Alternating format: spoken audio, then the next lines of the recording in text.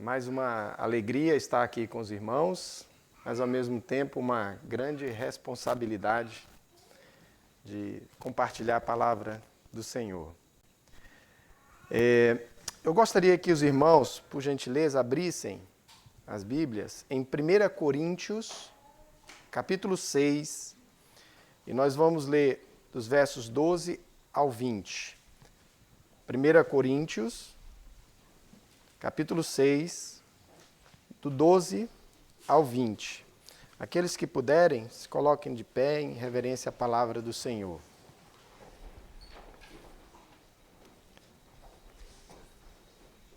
Eu vou ler e os irmãos acompanhem. 1 Coríntios 6, do 12 ao 20. Diz assim a palavra do Senhor. Todas as coisas me são lícitas, mas nem todas convêm. Todas as coisas me são lícitas, mas eu não me deixarei dominar por nenhuma delas. Os alimentos são para o estômago, e o estômago para os alimentos. Mas Deus destruirá tanto estes como aquele. Porém, o corpo não é para a impureza, mas para o Senhor, e o Senhor para o corpo. Deus ressuscitou o Senhor e também nos ressuscitará a nós, pelo seu poder. Não sabeis que os vossos corpos são membros de Cristo? E eu, porventura, tomaria os membros de Cristo e os faria membros de uma meretriz? Absolutamente não. Ou não sabeis que o homem que se une à prostituta forma um só corpo com ela? Porque, como se diz, serão os dois uma só carne. Mas aquele que se une ao Senhor é um espírito com ele. Fugir da impureza. Qualquer outro pecado que uma pessoa cometer é fora do corpo, mas aquele que pratica a imoralidade peca contra o próprio corpo. Acaso não sabeis que o vosso corpo é santuário do Espírito Santo, que está em vós, o qual tendes da parte de Deus, e que não sois de vós mesmos? Porque fostes comprados por preço. Agora, pois, glorificai a Deus no vosso corpo. E eu gostaria de reler, no capítulo 10, apenas o verso 23. A porção toda foi lida pelo presbítero Tiago. 10, 23 diz: Todas as coisas são lícitas, mas nem todas convêm. Todas são lícitas, mas nem todas edificam. Vamos orar?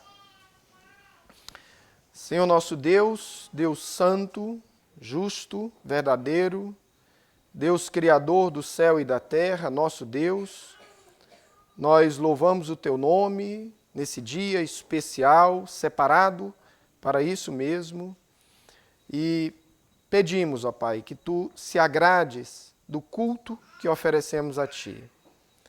Pai querido, tu és digno de toda adoração e louvor, porque antes da fundação do mundo, tu enviaste o teu Filho, nosso Redentor, que nos redimiu por meio da tua palavra e com a ação do teu Espírito. E é tão somente por isso, Senhor, que estamos aqui hoje diante de ti, nos dirigindo a ti em oração. Apesar de pecadores, nós temos acesso a ti pelo sangue de Cristo. Pai querido, queremos te pedir que o Senhor abençoe a tua palavra lida e que será, Senhor, exposta, que o Senhor possa abençoar cada irmão e me dar, Senhor, todas as condições para falar tão somente aquilo que é a verdade e aquilo que te glorifica. Abençoa o teu servo, Senhor. É o que eu te peço, no nome santo de Jesus. Amém. Os irmãos podem sentar.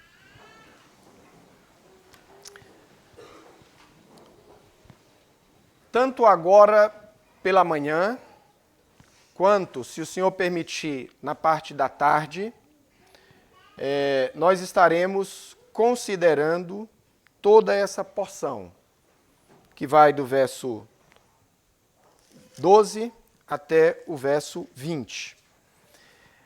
Nesta manhã, eu gostaria de considerar apenas 2 versos. O verso 12 do capítulo 6 e o verso 23 do capítulo 10.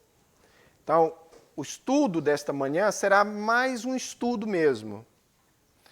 E na parte da noite, se o Senhor permitir, nós faremos a exposição do restante do texto, que vai do verso 13 até o verso 20.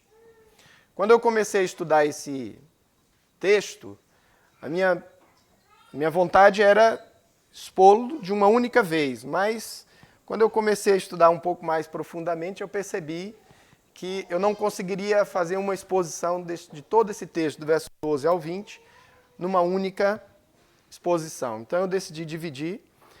Alguns irmãos aqui da IPCPA já ouviram, né, esses 2 estudos, mas, enfim, é o que temos para o almoço hoje, né?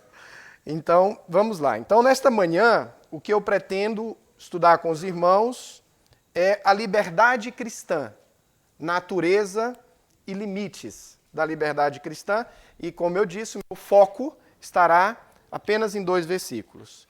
E na parte da tarde, início da noite, nós estudaremos o restante do texto, onde eu pretendo apresentar uma visão bíblica sobre o corpo e a nossa relação com o nosso corpo. Então, que Deus nos abençoe. Bom, há alguns anos atrás, a operadora de telefonia, a TIM, lançou uma peça publicitária que tinha o seguinte slogan: TIM, viver sem fronteiras. Era esse o slogan. Eu acho que alguns irmãos, estou vendo que alguns estão consentindo aqui, lembram desse slogan. Foi um slogan famoso. A ideia da peça publicitária era que quem comprasse, né, o telefone, o chip da TIM, teria uma cobertura ampla.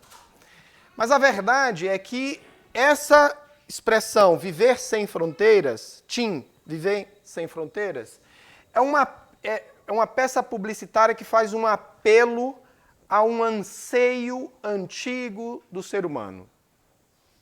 O ser humano, sim, ele quer viver completamente livre. O ser humano quer viver sem limites. O ser humano caído quer viver sem limites.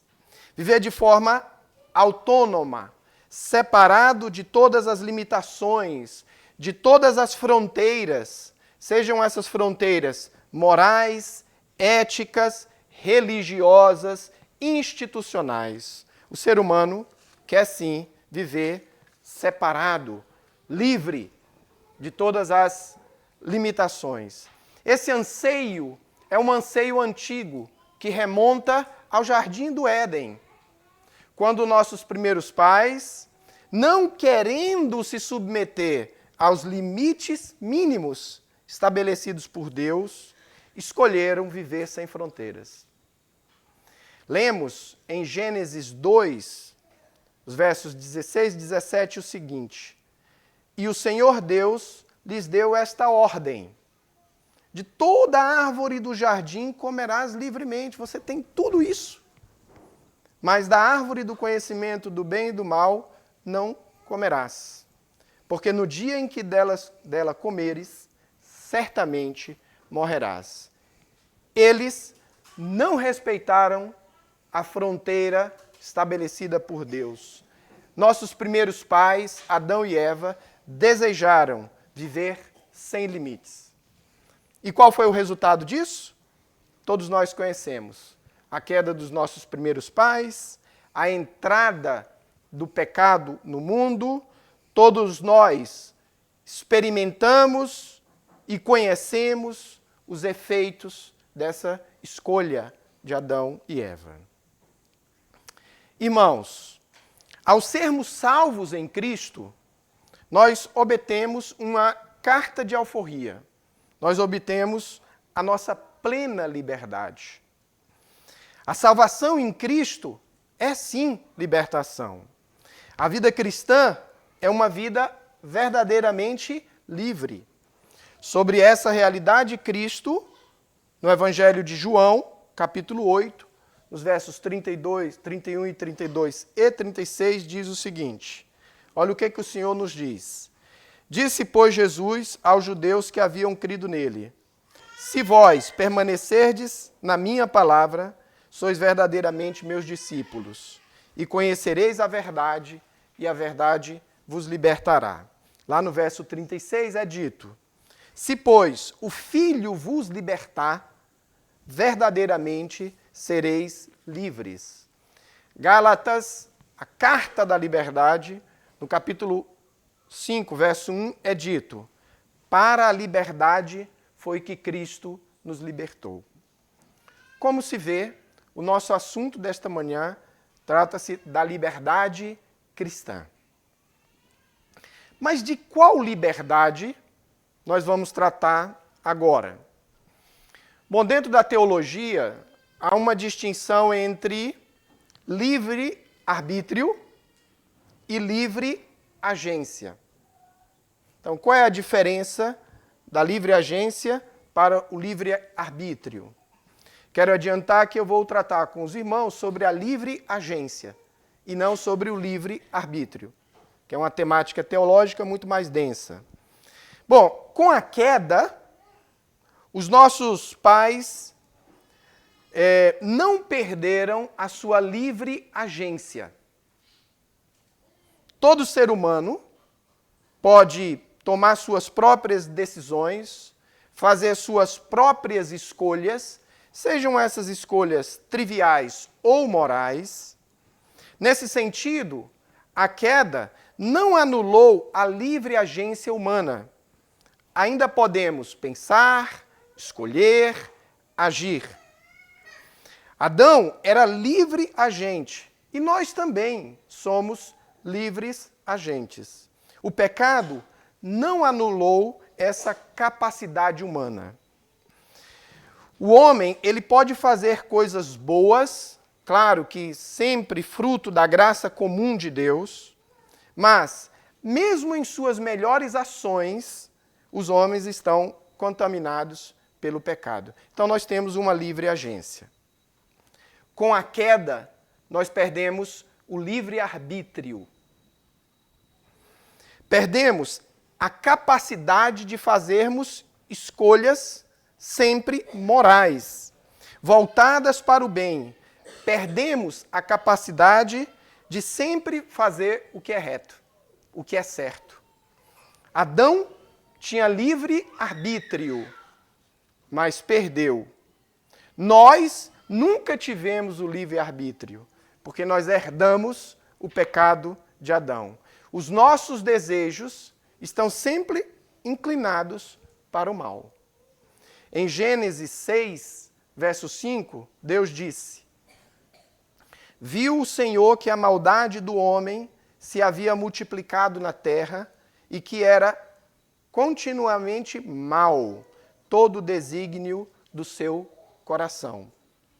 O Senhor Jesus Cristo, em Mateus 15, 19, disse: porque do coração procedem maus desígnios, adultérios, prostituição, furtos, falsos testemunhos, blasfêmias. A minha natureza e a sua natureza não é mais livre. Ela está, neste mundo, permanentemente contaminado pelo pecado, mesmo na condição de salvos em Cristo. É nesse sentido que Paulo escreveu em Romanos 3, verso 10 a 12, como está escrito: não há um justo, nenhum sequer, não há quem entenda, não há quem busque a Deus, todos se desviaram e a uma se fizeram inúteis. Não há quem faça o bem, não há nenhum sequer. Somos inclinados para o mal. Durante algum tempo, muitos de vocês sabem, eu trabalhei numa loja de pneus, trabalhei na HC Pneus. E eu era alinhador de carros. Quem tem carro sabe que muitas vezes os carros ficam desalinhados, né? Se você solta o volante, ele vai para um lado. Aí, esse era o meu papel, corrigir isso. Pois bem, como pecadores, a nossa vida é desalinhada. Nós estamos constantemente necessitando do reparo do Espírito Santo.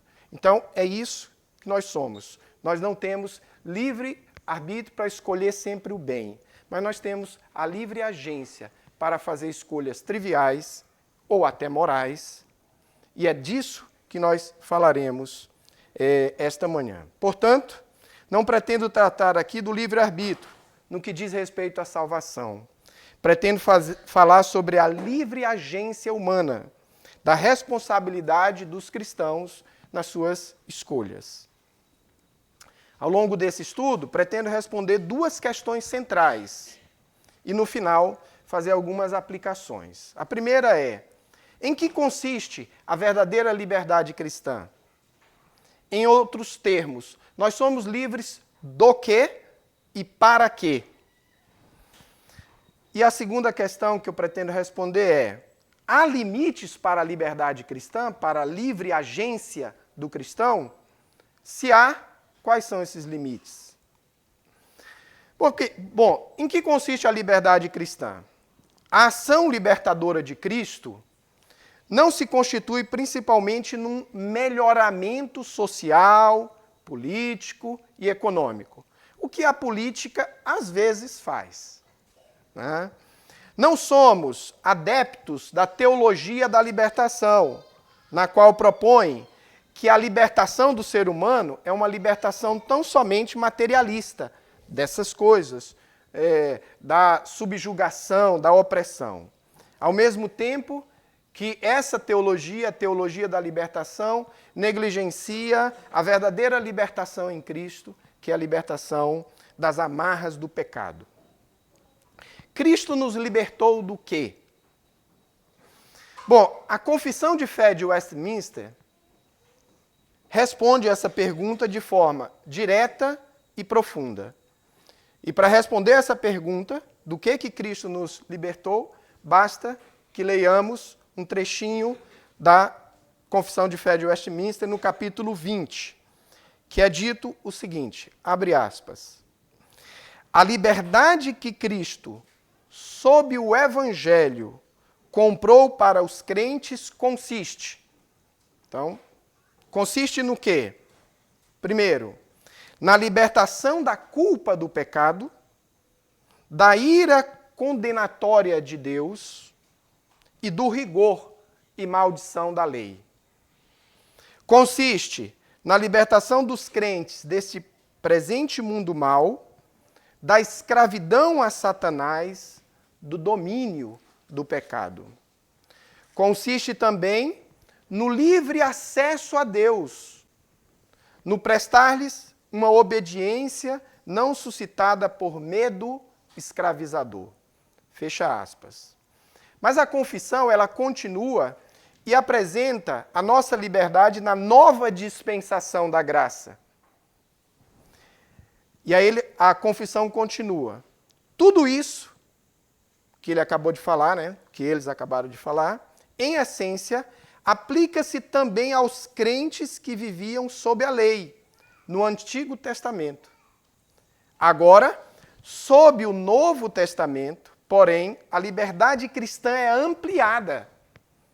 Veja, os cristãos da antiga dispensação tinham uma certa liberdade, mas eles ainda estavam presos a algumas amarras que o crente da nova dispensação está livre. E que amarras são essas? Olha o que é dito, repito, sob o Novo Testamento, citando a confissão de fé, sob o Novo Testamento, porém, a liberdade cristã é ampliada. Em que sentido ela é ampliada? Na libertação do jugo da lei cerimonial. A que a igreja judaica estava sujeita e que nós não estamos mais sujeitos.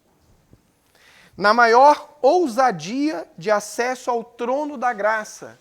Nós não precisamos mais de sacerdotes que façam essa intercessão, que vá ao templo e possa ter acesso ao Santo do Santo. Nós já temos livre acesso ao Santo do Santo pelo nosso mediador que morreu em nosso lugar, o nosso Senhor Jesus Cristo.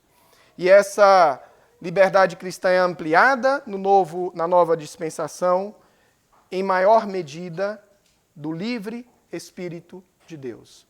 O Espírito Santo atua com mais liberdade, de forma mais intensa, na nova dispensação. Então nós temos uma liberdade ampliada em Cristo. Em suma, Cristo nos libertou da escravidão ao pecado para termos livre acesso a Deus. Colocando de outra maneira, Cristo nos libertou da escravidão ao pecado para sermos escravos de Cristo. 1 Coríntios 7, 22 e 23 evidencia isso. Porque o que foi chamado no Senhor, sendo escravo, é liberto no Senhor. Semelhantemente, o que foi chamado, sendo livre, é escravo de Cristo. Por preço fostes comprados. Não vos tornei escravos de homens. Livres do pecado e escravos de Cristo. Essa é a verdadeira liberdade do cristão. Se o Filho vos libertar, verdadeiramente sereis livres. Perfeito. Então essa é a nossa liberdade em Cristo. A pergunta que se levanta é: há limites para a liberdade cristã? Em Cristo somos verdadeiramente livres. A liberdade em Cristo tem limites? Os versículos que nós lemos parecem evidenciar que a liberdade cristã tem sim limites. O que é dito em 1 Coríntios 6,12? Todas as coisas me são lícitas, vírgula, mas nem todas convêm. Todas as coisas me são lícitas, vírgula, mas eu não me deixarei dominar por nenhuma delas. Lá em 1 Coríntios 10, 23, todas as coisas são lícitas, vírgula, mas nem todas convêm. Todas as coisas são lícitas, vírgula, mas nem todas edificam. O que Paulo quer ensinar com esses dois versos? O que ele quer nos ensinar? Qual a razão do apóstolo Paulo repetir 4 vezes: todas as coisas me são lícitas? Ele repete isso 4 vezes nesses 2 versículos. Bom, antes de responder essas perguntas, deixe-me contextualizar um pouquinho a carta até o nosso texto. Como os irmãos sabem, a igreja de Corinto foi fundada por Paulo, que durante muito tempo, aprendemos isso em Atos, ele ensinou naquela igreja. Isso explica por que Paulo escreveu essas 2 cartas e com assuntos bem tensos e contundentes. Porque ele amava aquela igreja. Ele tinha pastoreado aquela igreja, ele conhecia aquela igreja. Paulo escreveu essa carta quando estava em Éfeso. Nós aprendemos isso lá em Atos 17 a 19. E foi durante a sua 3ª viagem missionária. A carta de 1 Coríntios, ela é uma carta que na sua estrutura é muito simples. Se você excluir aí a introdução, que vai dos versos 1 a 10, a 9, do 1º capítulo, e a conclusão, nós temos 2 blocos, nós temos 2 partes. A carta ela é dividida claramente em 2 partes. Quais são essas partes? Quando você pega de 1 Coríntios 1, a partir do verso 10, até o final do capítulo 6, então você tem a primeira parte da carta. Essa primeira parte é Paulo tratando da igreja a partir do relato que ele recebeu de uma irmã.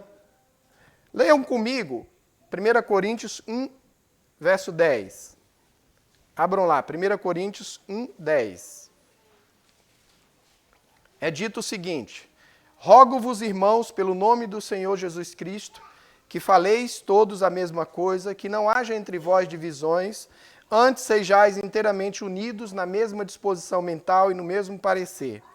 Pois a vosso respeito, meus irmãos, fui informado pelos da casa de Cloe de que há contendas entre vós.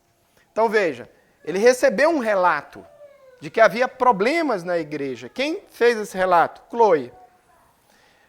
Chloe deve ter sido uma cristã muito influente, né? Talvez membro de Corinto. E é interessante que a única vez que aparece referência a Chloe é aqui. Chloe relata que a igreja estava passando por problemas.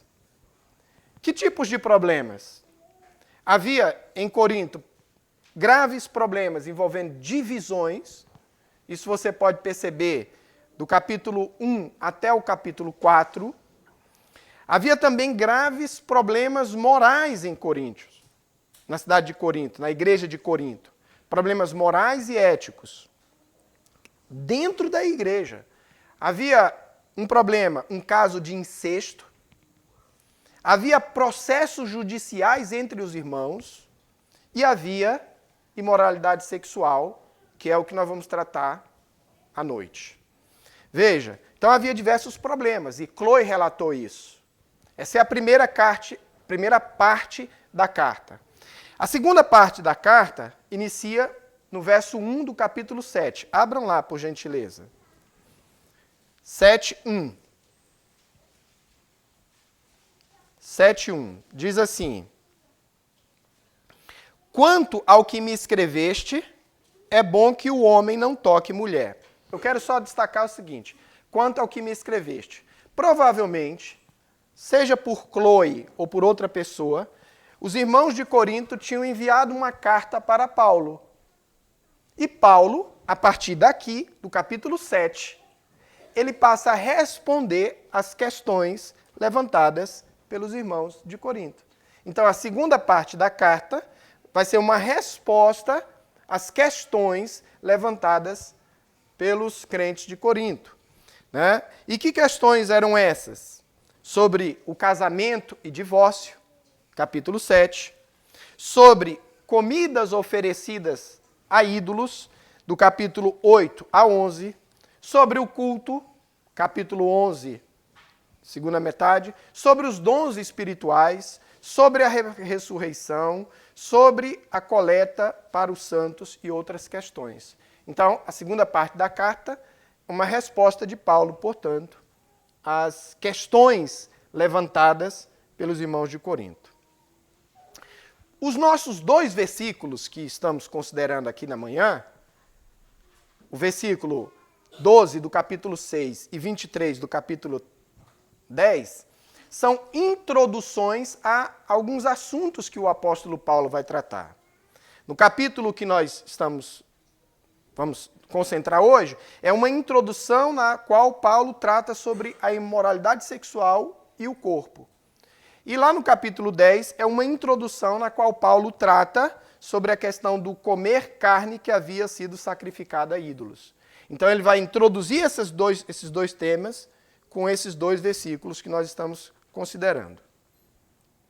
Hoje pela manhã, portanto, ficaremos apenas com essa introdução do capítulo 6. Bom, alguns membros da igreja de Corinto entendiam que a liberdade cristã era total e restrita.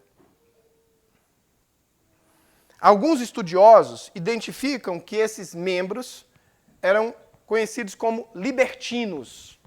Havia, portanto, um grupo de libertinos na igreja de Corinto. Esses libertinos recorriam à liberdade cristã para justificarem uma série de práticas indevidas. Eles estavam transformando a liberdade que temos em Cristo em libertinagem. E faziam isso utilizando o argumento que Paulo cita aqui 4 vezes. Eles utilizavam o seguinte argumento: todas as coisas me são lícitas.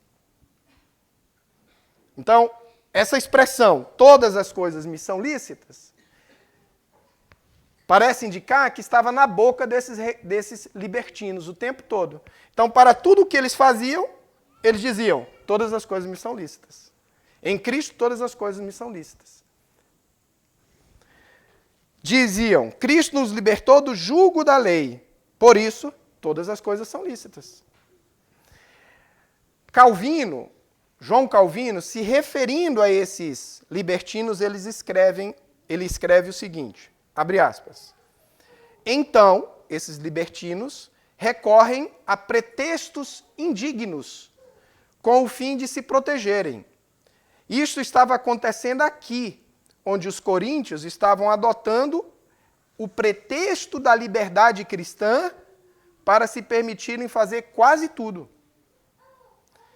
Calvino continua e diz o seguinte, tudo indica, à luz das palavras de Paulo, que os coríntios excediam em sua liberdade, numa extensão tal que se esforçavam para a inclusão até mesmo da fornicação.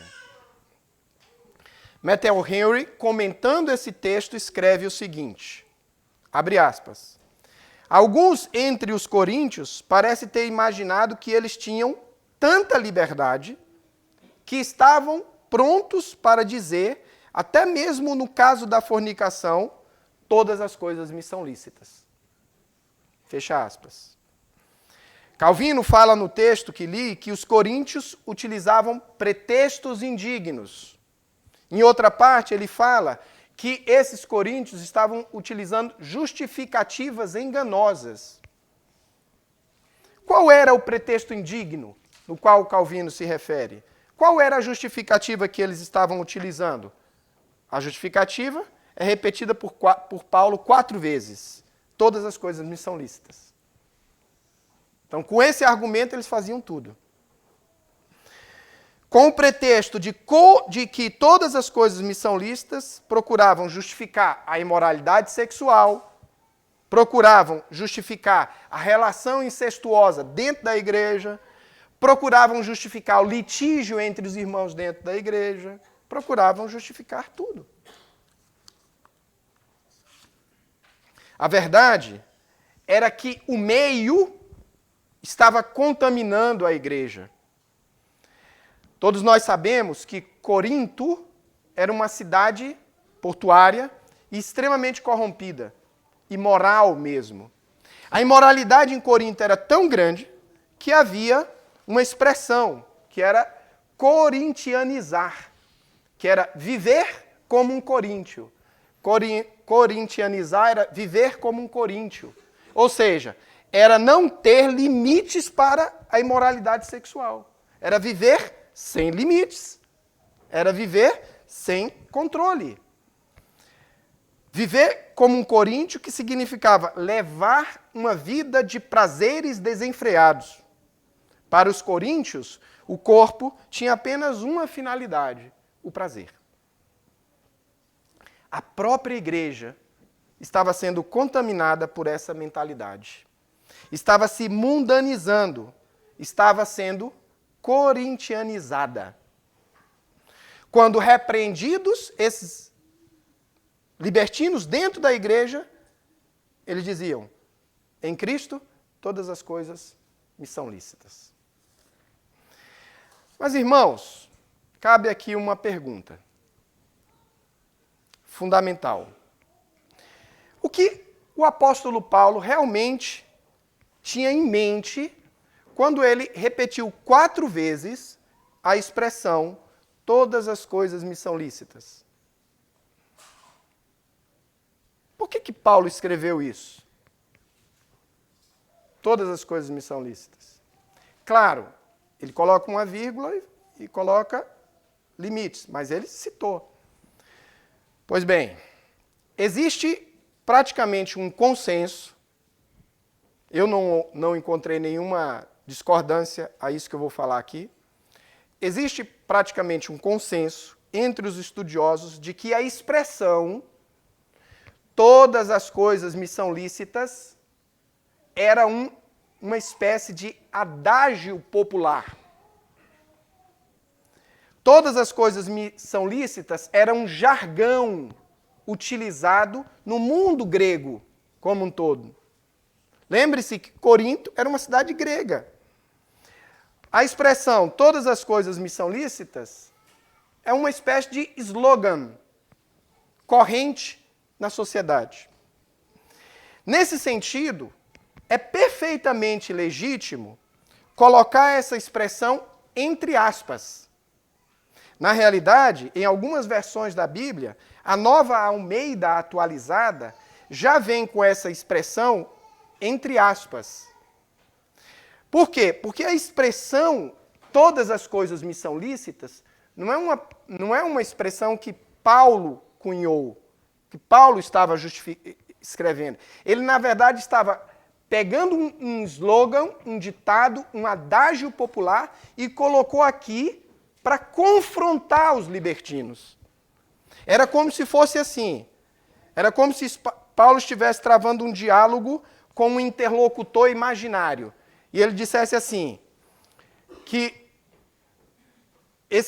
era como se fosse assim, vocês estão utilizando essa expressão, todas as coisas me são lícitas, eu, porém, vos digo. Era mais ou menos isso que o apóstolo Paulo estava fazendo aqui. Portanto, é importante que entenda que essa era uma expressão, que era um slogan da época. Alguém pode pensar, poxa, eu nunca tinha pensado nisso, né? Pois bem, eu também não. Quando eu fui estudar o texto é que eu me deparei com isso. E isso não é, quero dizer que não é da minha cabeça. Vejamos o que Calvino fala sobre isso. Olha o que Calvino escreveu. Estas palavras, todas as coisas são lícitas para mim, era como se Paulo estivesse a falar por eles. É como se dissesse, isso tudo é Calvino citando, estou ciente da resposta que vocês estão acostumados a dar, quando desejam evitar repreensão por vícios externos. Vocês fingem que todas as coisas são lícitas para vocês, sem nenhuma reserva ou limitação. O que Paulo está fazendo aqui é confrontando os libertinos e ponderando sobre o uso indevido que eles fazem da liberdade cristã. Os libertinos estavam pervertendo e corrompendo a finalidade da liberdade cristã. Portanto, a expressão todas as coisas me são lícitas não era uma ideia defendida por Paulo. Na realidade, era um slogan repetido pelos coríntios que foi absorvido do mundo, absorvido da sociedade. E eles pegaram essa expressão para justificarem os seus pecados. O grupo dos libertinos estava utilizando essa expressão para não serem repreendidos. Em Cristo, nós temos plena liberdade. Por isso, todas as coisas me são lícitas. Era esse o argumento que Paulo estava confrontando. Mas aí vem a pergunta: todas as coisas são lícitas? A liberdade cristã, irmãos, ela pode ser analisada em dois níveis. Existe o nível das coisas indiferentes. Alguns teólogos chamariam essas coisas indiferentes de adiáfora. Coisas que não são ordenadas e nem proibidas nas Escrituras. E essas coisas se referem àquilo que está fora de categorias morais. Algo que por si só não é aprovado e nem condenado. Nisso, todas as coisas são lícitas. Neste nível da adiáfora, todas as coisas são lícitas. Em outras palavras, tem certas coisas que é plenamente lícito. Queres um exemplo? A cor do tapete da sua sala. Você tem a liberdade de escolher. A cor do tapete não tem aspecto moral nenhum envolvido nisso. Você pode comprar azul, vermelho, verde claro, verde escuro. Então, isso é plena liberdade. Tudo é lícito na escolha da cor da sua casa, da camisa que você vai escolher, a cor da camisa, né? A cor da sua parede. Talvez, para regionalizar o nosso exemplo, açaí com tapioca ou com farinha? Com açúcar ou sem açúcar? Essa escolha é uma escolha que não tem impacto moral, ético. Então você tem plena liberdade de escolher isso aí. É uma adiáfora. Não tem impacto moral nessa sua liberdade. Você pode escolher tranquilamente. Não há nada de errado em qualquer uma dessas escolhas. Há liberdade para fazer o que quisermos. Mas existe um segundo nível da liberdade cristã. Veja, nível da liberdade. Você tem a liberdade de fazer isso. Mas existe um nível. E este nível, ele é mais complexo. Ele envolve aspectos éticos e morais. Mesmo dentro da sua liberdade. Por exemplo, posso comer carne sacrificada aos ídolos? Posso comer pato no tucupi, no sírio? Posso tomar uma taça de vinho ou uma cerveja? Veja, alguém poderia dizer, posso, eu tenho plena liberdade para isso. Mas esse nível de liberdade implica em responsabilidades. Por quê? Comer o pato do tucupi pode escandalizar um irmão. Você tem toda a liberdade de comer o pato do tucupi. Para a sua consciência não vai ter impacto nenhum, mas pode ter para o outro. Então veja que isso não é uma adiáfora. Não é uma coisa que não envolva aspectos até morais, éticos. A resposta aqui envolve mais ponderação. Eu posso tomar uma taça de vinho? A liberdade cristã diz que sim, mas com ponderação. Porque talvez em alguns espaços você escandalize um irmão. Então veja que é um outro nível da liberdade cristã. Não é uma questão indiferente, viu? É uma questão de liberdade, mas não é indiferente. Não é como você escolher o tapete da sua casa. Mas a pergunta continua. Todas as coisas são lícitas? É óbvio que não. Para alguns crentes em Corinto, a expressão todas as coisas são lícitas permitia escolher o tapete da casa, tomar vinho, escolher entre Coca-Cola ou Pepsi e também deitar ou não com uma prostituta. Para eles, todas as coisas eram livres. Todas as coisas eram lícitas. Eles não faziam distinção dentro da liberdade cristã. Eles não tinham critérios. Eles não ponderavam. E o que o apóstolo Paulo faz aqui é exatamente chamar esses irmãos, essas pessoas, para uma ponderação. Pondere nas suas escolhas.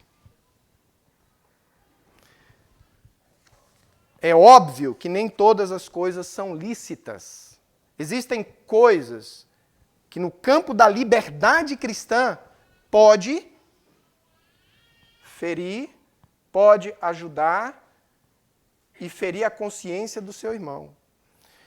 O pastor Paulo Anglada, pregando em Romanos 14, que é um capítulo que trata da questão da liberdade cristã, ele diz o seguinte: nem tudo o que em si mesmo é legítimo é lícito. Veja, nem tudo o que é em si mesmo legítimo é lícito. É preciso cuidado para não abusar da liberdade de consciência, da liberdade cristã. Fecha aspas. Então, nem tudo o que em si mesmo é legítimo é lícito. Mesmo que algo seja lícito, devemos adotar critérios, princípios norteadores. Devemos ponderar sobre o uso da nossa liberdade. Nos versículos que lemos, o apóstolo Paulo, de forma inspirada, apresenta para os crentes 3 critérios de ponderação. Eles deveriam adotar esses critérios. Quais eram os critérios? Nos 2 versículos que nós lemos. Primeiro, nem todas as coisas são convenientes.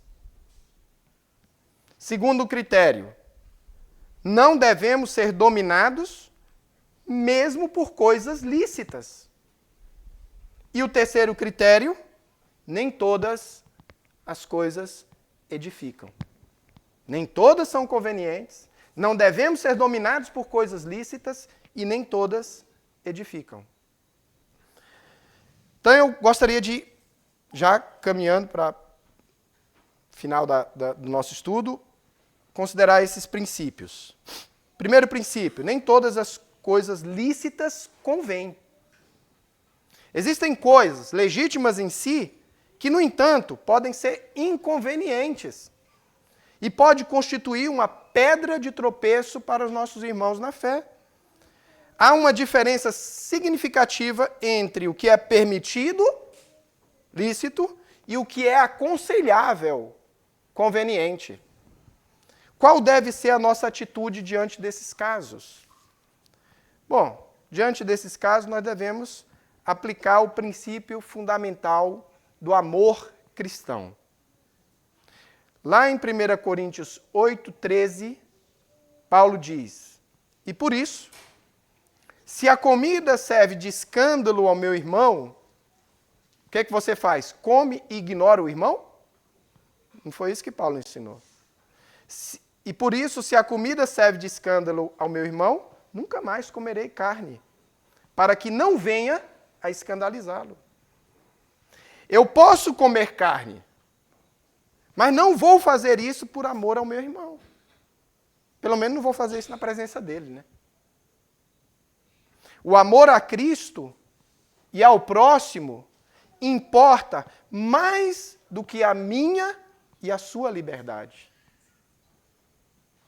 Se no uso da minha liberdade irei escandalizar, irei gerar escândalo para o Evangelho e me tornar pedra de tropeço para os meus irmãos, me compete abrir mão dessa liberdade. Então, nem tudo é conveniente. Segundo princípio, não devemos ser dominados por coisas lícitas. Mesmo o que é lícito não deve lhe dominar. Nesse segundo princípio, eu gostaria de apenas citar uma frase do pastor Hernandes Dias Lopes, que ele diz o seguinte, e aí eu vou comentar a frase dele. Ele diz assim: ser verdadeiramente livre é ser servo do bem e não escravo do mal. A liberdade promove o bem, a libertinagem, o mal. A liberdade desemboca em vida santa, a libertinagem em degradação moral.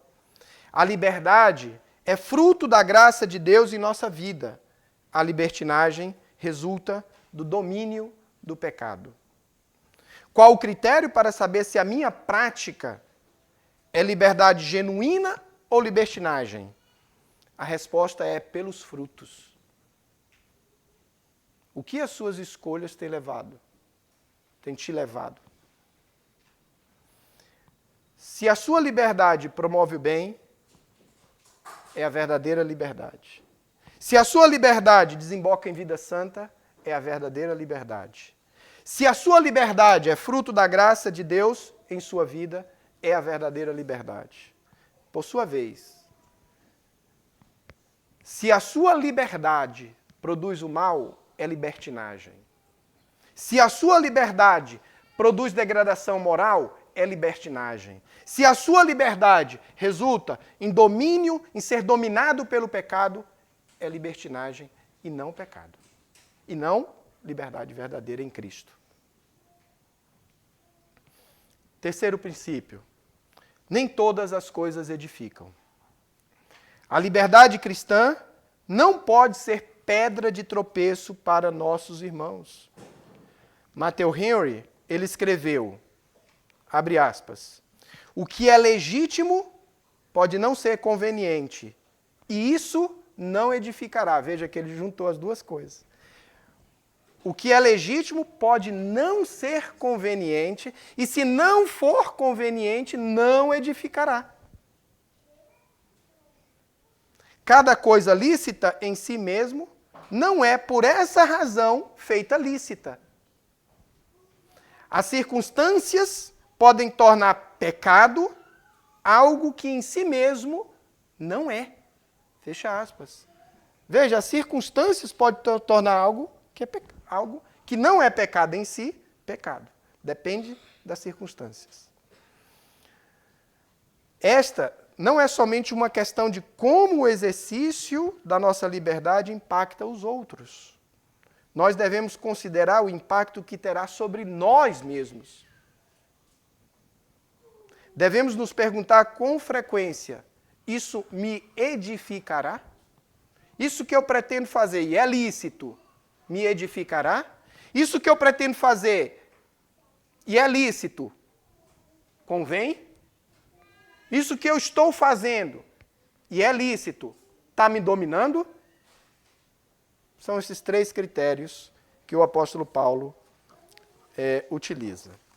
E para concluir, 2 aplicações. Primeira é: ninguém vive sem fronteiras. Ninguém vive sem fronteiras. O slogan da TIM é representativo dos nossos dias: viver sem fronteiras, sem restrições, sem amarras. É um anseio humano. No entanto, é um slogan, no que diz respeito às questões morais, é um slogan falso. Ninguém vive sem fronteiras, sem regras. Há alguns anos atrás, quando eu estava estudando fora, nós hospedamos na nossa casa um jovem, filho de um crente, que tinha ido para a cidade onde nós estávamos, e ele ficou 1 ou 2 dias em casa. E ele era um rapaz, filho de crente, mas que estava meio desviado. E ele nos relatou uma situação bem interessante, que eu uso aqui como ilustração. Ele disse o seguinte, que quando ele estava na igreja, ele sentia que a igreja criava muitas fronteiras para ele. Restringia muito ele. E ele, por causa disso, quis se livrar das amarras da igreja. Ele entrou na universidade e se desviou. Nada novo, né? O que é novo é o que ele falou depois. Ele disse: no entanto, quando eu entrei na universidade, eu vi que eles também tinham fronteiras, que eles também impunham regras, que eles também exigiam determinados comportamentos, determinadas maneiras de proceder, de agir. Sim, a Bíblia e a igreja nos coloca limites, com vistas ao quê? Ao nosso bem, ao bem da nossa alma. Nos coloca limites por amor. Mas o mundo também impõe limites. A universidade impõe limites. Ele impõe regras, procedimentos que devem ser seguidos, mas sem amor, e que conduz à perdição. Lá na universidade tem fronteiras que você deve respeitar. É a fronteira do politicamente correto. É a fronteira de ter que adotar uma agenda progressista. É a fronteira que você tem que respeitar de defender o aborto, de aceitar a ideologia de gênero, de adotar a linguagem neutra, de falar todes. Então, essas são as fronteiras que você tem que respeitar dentro da universidade. Que eles impõem sem amor e que conduz à perdição. Você não vai viver sem fronteiras. Você, jovem, não vai viver sem fronteiras. Os limites que os pais de vocês colocam para vocês são os limites frutos do amor e com princípios bíblicos. E que vai te levar ao quê? É a porta estreita, é o caminho apertado que vai te conduzir para a salvação.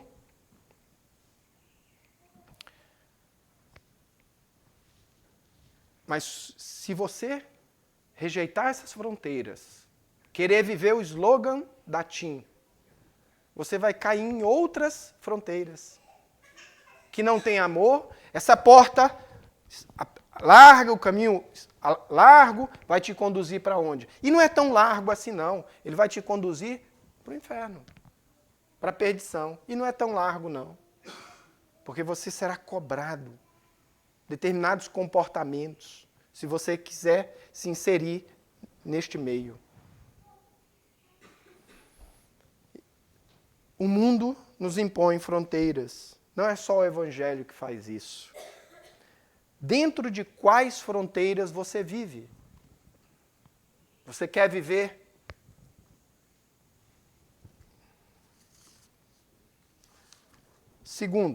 Segunda aplicação. Alguns critérios para definir se algo é conveniente, se edifica e se você não está dominado por isso. Então, alguns critérios que você deve se perguntar no uso da sua liberdade. Como agir diante de coisas lícitas, mas que carregam alguma dimensão ética e até espiritual? Então, alguns critérios de ponderação na hora que você tiver que tomar uma decisão para algo lícito. Então, esses critérios que eu apresento, eu vou apresentá-los em forma de perguntas. Que é o seguinte: por que eu quero fazer isso? A natureza do que pretendo fazer é para satisfazer desejos carnais ou para satisfação espiritual? Isso tem a ver com a motivação. O que está me motivando a fazer isso? O jovem quer fazer uma tatuagem. O que está te motivando? Por que eu quero fazer isso? Essa é a primeira ponderação. Qual a tua motivação? Segunda, isso prejudicará outras pessoas? Então, isso é consequências sociais da sua escolha. O que você quer fazer? Vai prejudicar outras pessoas? Consequências sociais. 3. Isso vai deformar, de alguma forma, a minha dignidade humana? Isso são consequências pessoais. Lembre-se que as suas escolhas podem ter impactos sociais e podem ter impactos pessoais. 4. Essa decisão viola, de alguma maneira, a autoridade dos meus pais, dos meus líderes espirituais ou do governo? Tem a ver com a obediência. Então, a escolha da sua liberdade gera uma desobediência? Se gera, não faça. Desobediência ao seu pai, ao seu líder espiritual e até ao governo, que é o nosso pai também. 5. Essa escolha apresenta alguma aparência do mal? Então tem a ver com o nosso testemunho. O que você pretende fazer tem uma aparência do mal? Comprometerá o seu testemunho? E por último, penúltimo, isso que você pretende fazer trará edificação e glória para Deus? A sua escolha edificará a sua vida, da sua família e da sua comunidade? Por último, a sua escolha trará paz, uma consciência de paz para você? Minha consciência terá paz se eu fizer assim? Se eu fizer isso? Então são questões que você tem que se perguntar. Veja, eu não estou aqui para dizer o que você tem que fazer no que diz respeito à sua liberdade. Nem o apóstolo Paulo fez isso. Ele só quis nos apresentar o quê? Ponderações. Nem tudo edifica, nem tudo convém, e se algo lícito lhe domina, abandone isso. Uma resposta honesta a cada uma dessas perguntas é o que vai definir a sua escolha. se vai ser uma boa escolha ou uma escolha ruim. São questões pessoais e diretamente ligadas à consciência. Está no campo da liberdade do cristão. Algumas palavras finais. Que Deus nos dê a graça de não sermos condenados naquilo que aprovamos. Olha o que Paulo escreveu em Romanos 14, 22. Bem-aventurado é aquele que não se condena naquilo que aprova. Busquemos sabedoria para não sermos dominados por coisas lícitas deste mundo e para sabermos identificar o que edifica e o que convém. Onde nós podemos e devemos buscar discernimento e sabedoria? Só tem um lugar, né? Nas Sagradas Escrituras e por meio da oração. Nosso bondoso e gracioso Deus promete que se nós buscarmos sabedoria, com dedicação, com afinco, com determinação, nós alcançaremos essa sabedoria e nós poderemos fazer as escolhas santas, que edificam, que são convenientes e que não seremos dominados pelas coisas lícitas. Quero encerrar e peço que vocês abram a Bíblia de vocês em Provérbios 2. Provérbios 2, do verso 4 ao 6.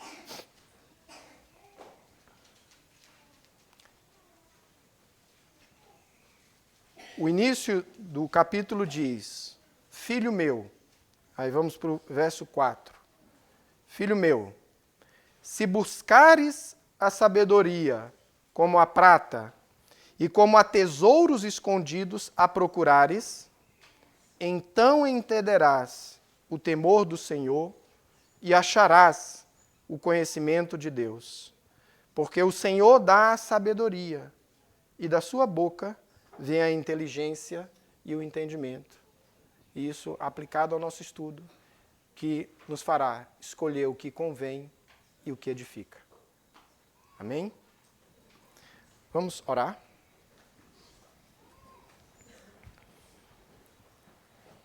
Senhor nosso Deus, nós louvamos o Teu nome pela Tua bondade e misericórdia. Louvamos o Teu nome, ó Senhor, porque tivemos a oportunidade de livremente considerarmos a Tua palavra. Pai querido, nos ensina, por meio da Tua palavra, que é uma fonte abundante de sabedoria. Nos ensina, Senhor, a fazermos as escolhas que edificam, que são convenientes, e nos livre, Senhor, de sermos dominados por aquilo que é lícito, mas que não convém. Ó Deus, abençoa-nos, guarda-nos, nos ajuda a vivermos a Tua palavra, que aquilo que ouvimos desça para o nosso coração e que possa se manifestar na nossa vida prática. É o que te pedimos, no nome santo de Jesus. Amém. Palavra.